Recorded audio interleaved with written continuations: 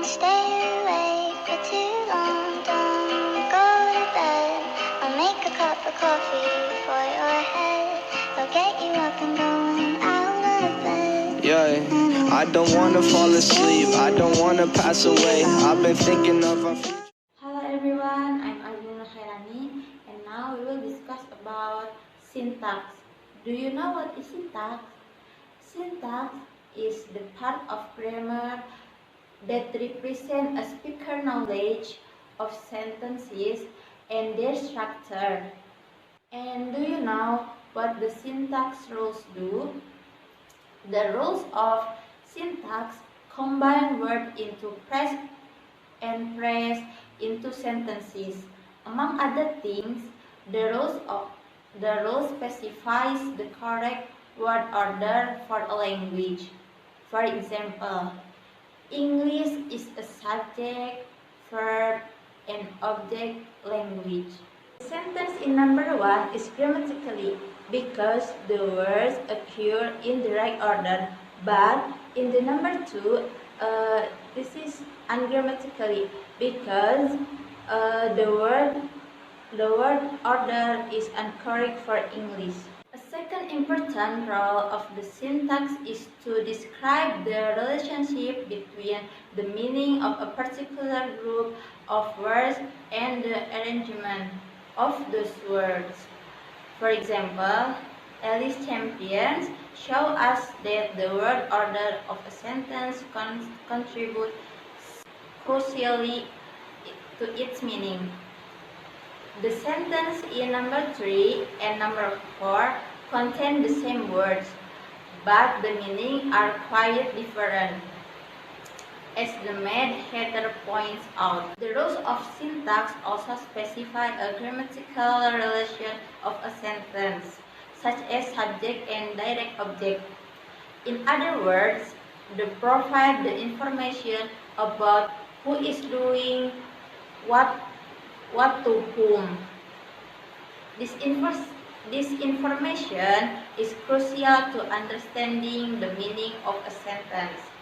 For example, the grammatical relation in number 5 and number 6 are reversed, so the otherwise identical sentences have very different meanings. Syntaxis rules also specifies other constraints that sentences must adhere to. Consider, for example, the sentences in number 7.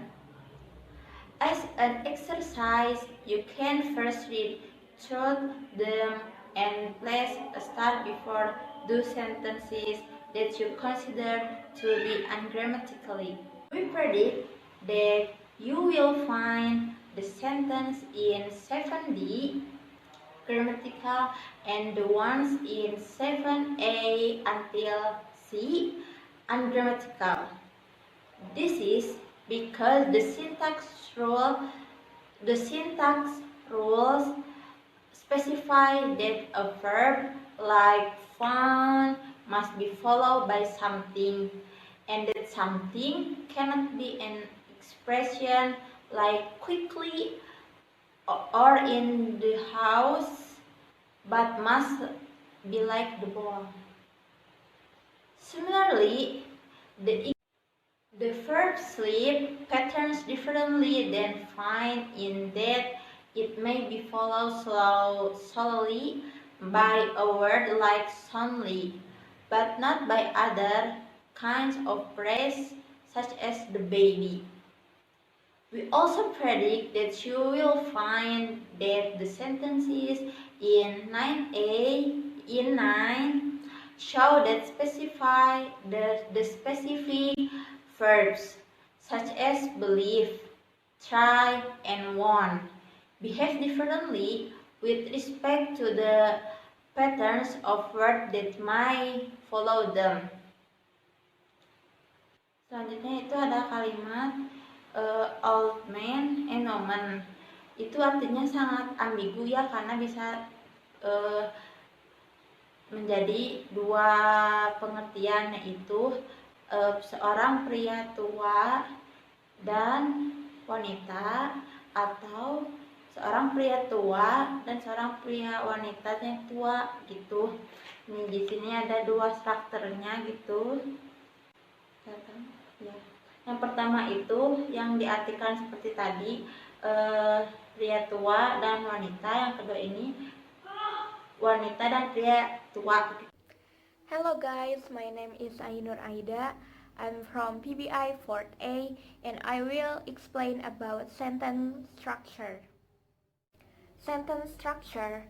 If we want to write a template that describes the structure of an English sentence, and more specifically, a template that gives the correct word order for English, we might come up with something like following. Determiner, noun, verb. This template says that a determiner or an article is followed by a noun, which is followed by a verb. It will describe English sentences such as the following. The children found a puppy.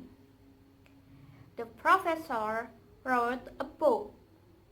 The runner won the race. Second is constituents and constituency tests.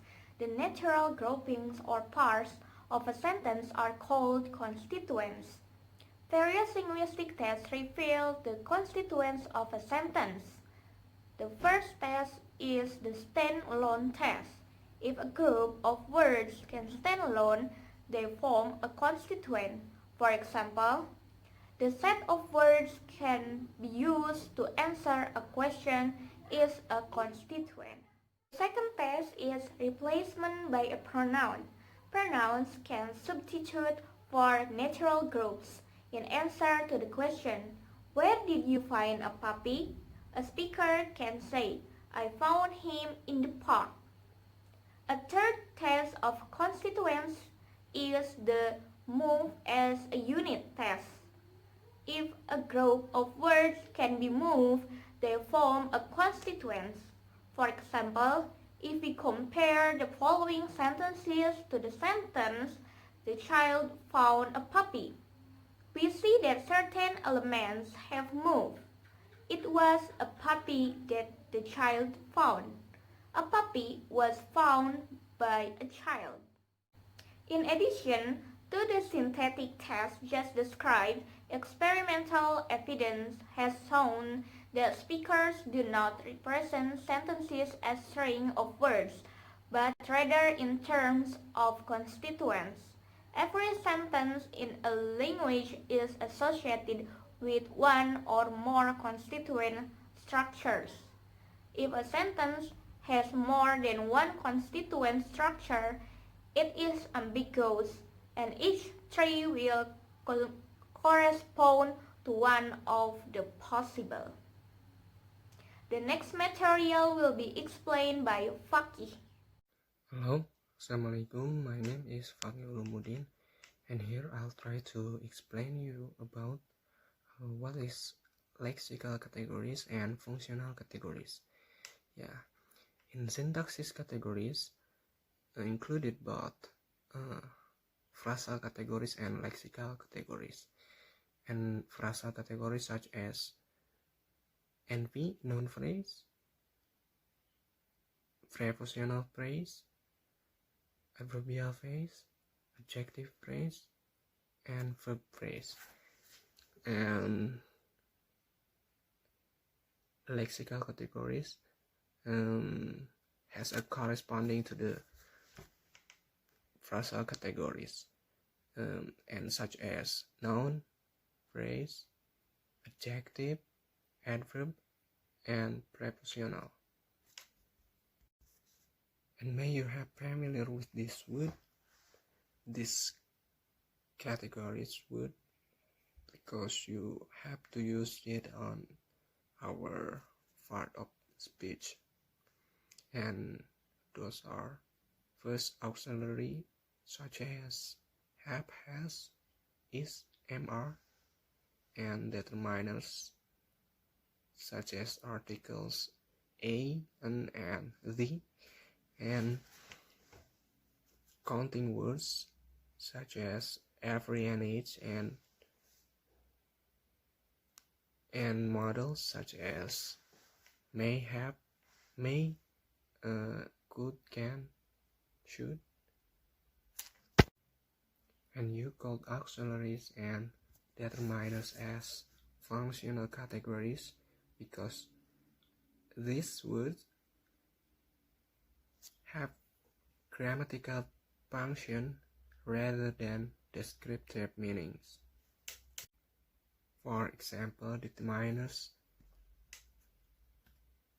have a function or grammatically to specify an object to indefinite or definite, and example at demonstrative as the function to approximately an object to the context, such as this boy versus that boys. And yeah, all languages has syntaxis categories, and we are as speakers,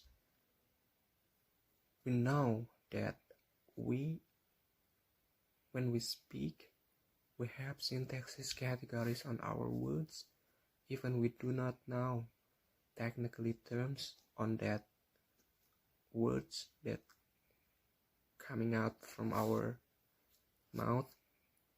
And here we are, we'll go to the next subject from our lexical categories and functional categories to the phrase categories, trees and rules. So we have now about how the constituent structure and grammatical categories, and now we have to go through the how language is constructed,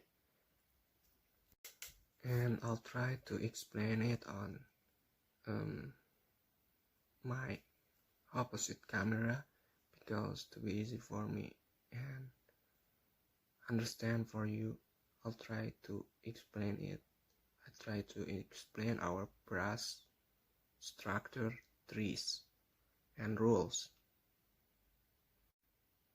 Yeah, so for the next I will explain you the diagram of our phrase structure tree, and it will be relate to our sentence here. The girl found a flower. So belong to the syntaxis categories of S here, because S will show you, will encompass you to the another component of language, and it will be reveal the girl and a flower to the NV, noun phrase, and found a flower belong to the VP as verb phrase. And a brass structure tree, it is in the subject knowledge aspect, and there are three aspects of the speaker will represent their knowledge. First, the linear order of the words in a sentence, and the identification of the syntactic categories of word and group words, and the hierarchical structure of syntaxis categories. For example, S here is composed by NP and VV, noun phrase and verb phrase. And the noun phrase will consist of determiner and followed by noun. And so verb phrase will composed by verb and may be followed by noun phrase. So to explain the structure here, the phrase structure 3, the S here is, we can call dominate the NP and PV. So we can call the higher point of this structure to dominate the beneath of this S. Example, for example, S dominate NP and VV. So for the next branch of this structure, the NP, we can call immediately dominate determiner and noun, and verb phrase immediately dominate verb and noun phrase, and noun phrase immediately dominate determiner and noun. So this is the rule for explaining the structure here, the phrase structure 3 here. This is the first rule, that S dominate NP and VV. The second rule, NP immediately dominate determiner and noun. PV immediately dominate verb and noun phrase.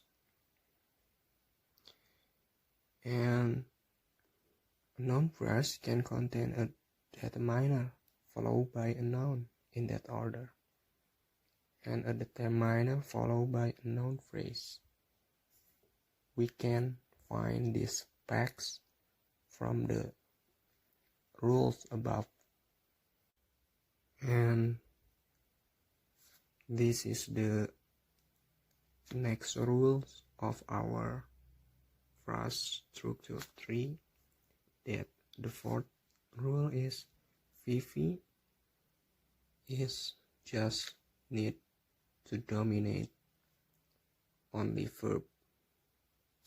But in the last rule, we found that in the third rule, that VV immediately dominate verb and verb phrase, but we do not need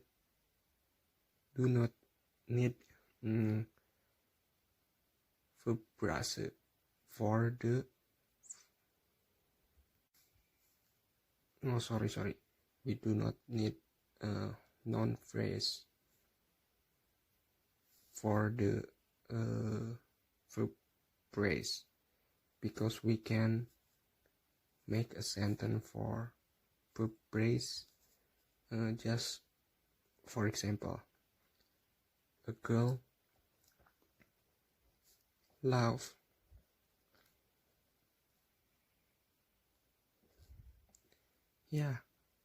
in this sentence we don't have a noun phrase for this sentence, but it is valid to be a verb phrase this sentence. But we in this sentence we have incomplete sentence because we do not know what a girl loves for. So we can add some words here. A girl loves to herself. So in this particular word, we need another rule for the VP. So we add the fifth rule here. VP will dominate verb and prepositional phrase, and the prepositional phrase will immediately dominate prepositional phrase and noun phrase. So we will try to make our another phrase structure 3. So the subject dominate noun phrase, and noun phrase immediately dominate determiner and noun, and sentence dominate verb phrase, and verb phrase dominate verb and prepositional verb, and prepositional verb will dominate prepositional verb and noun phrase. So here we will enter this word to this hierarchical structure, to our phrase structure 3. So A is determiner and girl is noun, and the verb is love,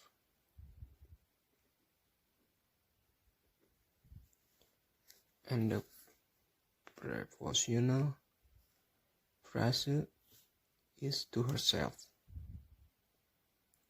The prepositional is to, and the noun phrase is herself. So for the next rules, there is another option, another possibilities for verb phrase. That verb phrase it is contain just verb or prepositional phrase that I have explained. I explained it just now. So the another option, the another possibilities for verb phrase is followed by embedded sentence.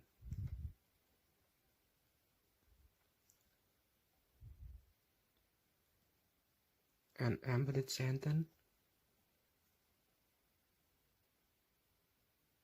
it is followed by complementizer before.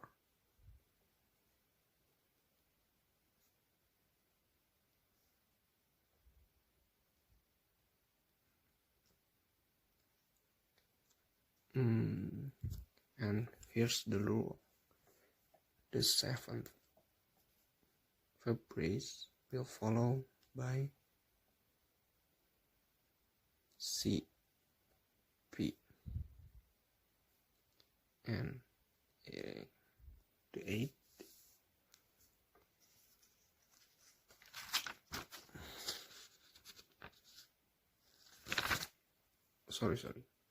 the verb will be contain verb and complementary phrase, and complementizer phrase will contain complementizer and sentence. This will be the embedded sentence. For example, I will form a sentence here. The teacher asked an embedded sentence. It is followed by complementizer before.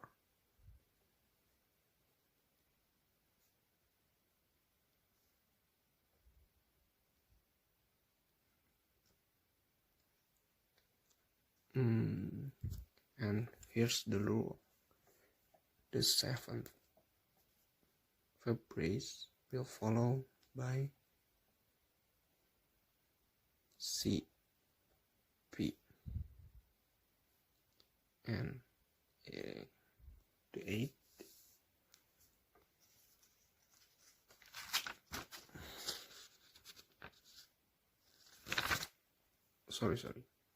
the verb will be contain verb and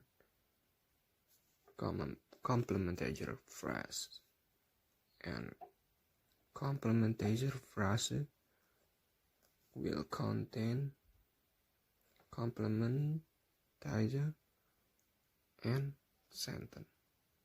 This will be the embedded sentence. For example, I will form a sentence here. The teacher asked if the student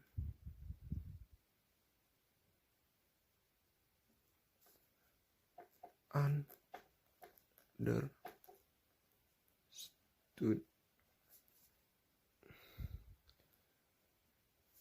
the syntax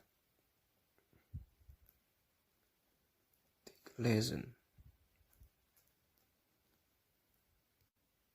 So here I will make the phrase structure 3. So the sentence will dominate NP and PP, which noun phrase contain determiner and noun, and the verb phrase will contain verb and here for the rule, it will be possible to contain complementizer phrase, and the complementizer phrase will contain complement and sentence. And sentence will dominate NP and PP. PP will contain determiner and noun, and verb phrase will contain verb and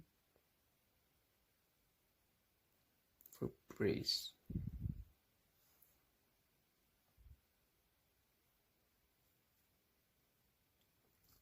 So here I will enter the sentence, the word in the sentence to our phrase structure 3.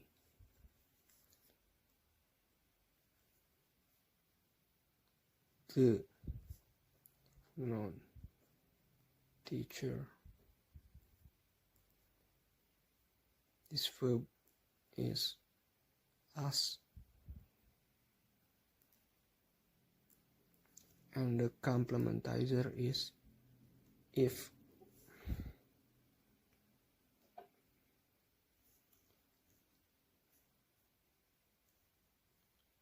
So here's another sentence that formed by the complementizer phrase. If the student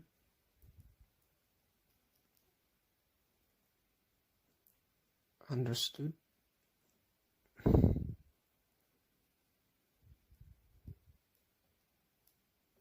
I'm sorry here, not the verb phrase but noun phrase.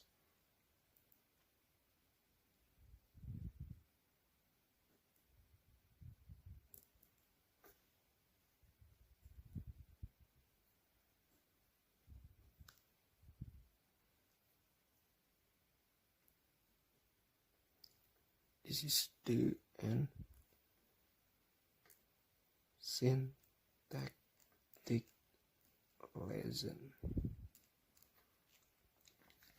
Yeah, I hope you Aspek lain dari synthetic competence adalah pengetahuan yang terkait dengan beberapa kalimat lain seperti the boy is sleeping. Is the boy sleeping? Nah, kalimat ini menggambarkan situasi yang sama. Kalimat di kolom pertama menyatakan bahwa ada situasi tertentu, yaitu a boy sleeping situation. Nah, kalimat seperti itu disebut kalimat deklaratif. The sentence in this column asks whether such a boy sleeping situation holds. Nah, jenis kalimat kedua disebut pertanyaan ya tidak.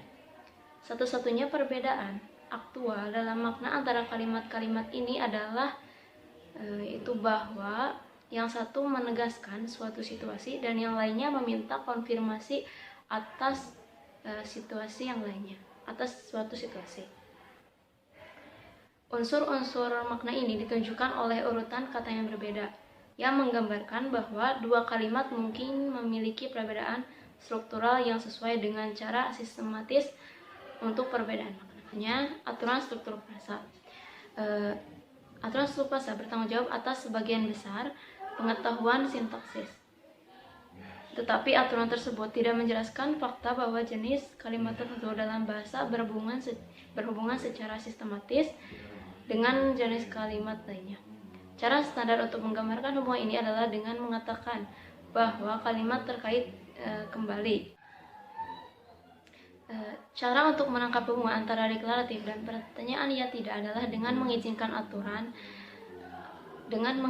aturan phrase struktur menghasilkan sesuatu yang sesuai dengan kalimat deklaratif.